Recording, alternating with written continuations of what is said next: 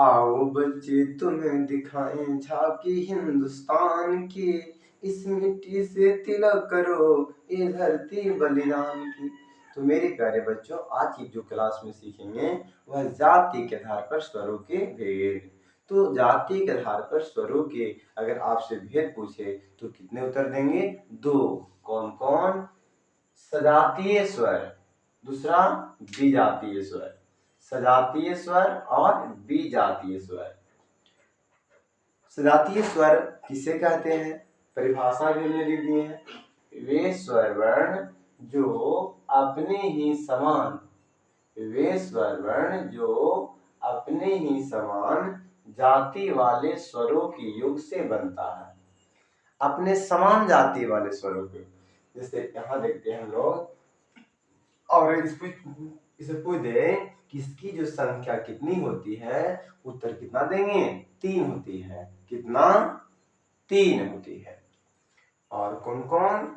आप होगा, आ, बड़ी और बड़ी ऊ। इसका बना कैसे है? तो परिभाषा बताया गया है कि अपने ही समान जाति के योग से जो स्वर होते हैं अपने समान जाति वाले स्वरों के योग से बनते हैं।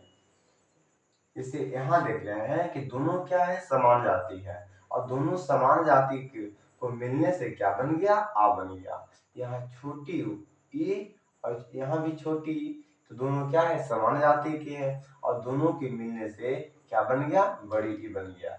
फिर यहाँ क्या है? छोटी ऊ, दोनों समान जाति का है, और इसके दोनों मिलने से क्या बन गया? बड़ी ऊ। इसलिए क्या कहते हैं इसको? सजातीय स्वर कहते हैं।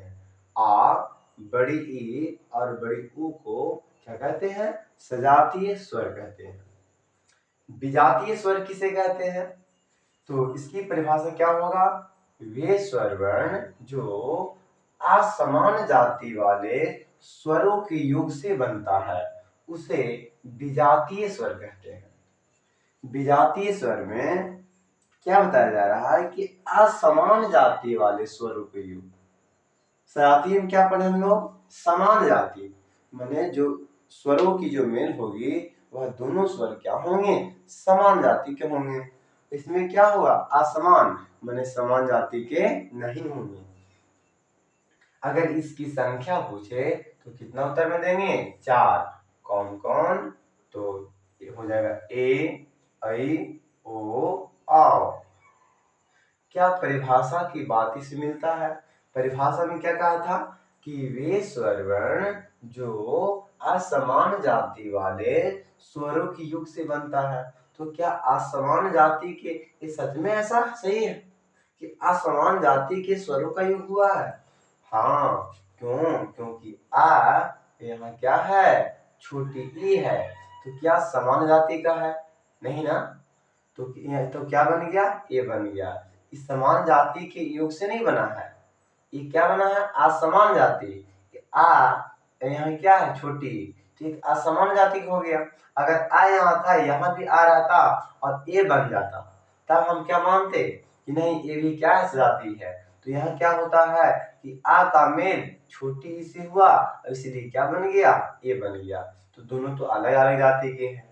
ये भी क्या है? आ है, तो यहाँ ए है, और ए और ए के मिलने से, ए और आ के मिलने से क्या बन गया? ए बन गया। तो ये भी क्या है? असमान जाति है।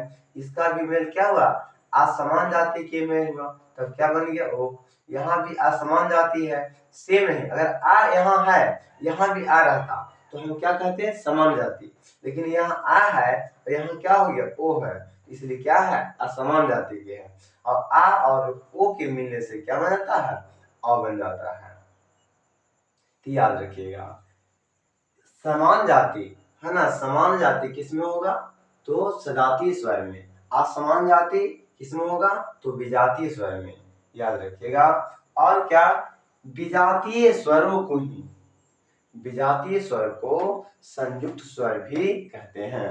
विजातीय स्वर को संयुक्त स्वर भी कहते हैं। तो देखिए आप लोग पढ़े होंगे, ये जो संयुक्त स्वर होते हैं वो कितने होते हैं? वे भी 4 होते हैं, ए, ऐ, ओ, औ। तो क्या आप लोग को यह वीडियो समझ में आया? यह बातें समझ आया। सजातीय स्वर किसे कहते हैं, विजातीय स्वर किसे कहते हैं, और क्या समान जाति होता है, क्या असमान जाति होता है। अगर आपको यह बातें समझ में आ गया होगा, अगर यह वीडियो आपको अच्छा लगा तो आप अपने दोस्तों के पास शेयर जरूर करेंगे, लाइक कीजिए और चैनल को सब्सक्राइब कीजिए। तो आज की क्लास इतना ही, फिर कल की क्लास में मिलेंगे आप लोगों से।